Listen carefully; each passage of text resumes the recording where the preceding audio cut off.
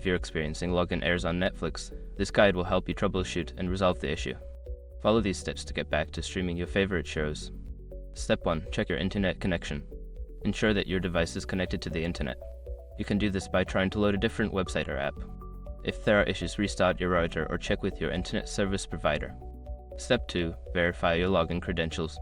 Double check your email and password. Make sure there are no typos and that your caps lock key is not on. If you've forgotten your password, use the forgot password link to reset it.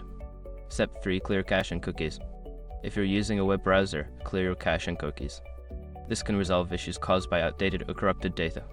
For apps, you may need to clear the app data in your device settings. Step 4. Update the Netflix app. If you're using a mobile device or smart TV, ensure that the Netflix app is updated to the latest version.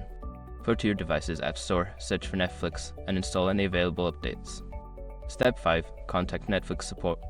If you've tried all the above steps and still can't log in, reach out to Netflix customer support. They can provide specific assistance based on your account and the error you're encountering. By following these steps, you should be able to resolve any login errors on Netflix. Happy streaming!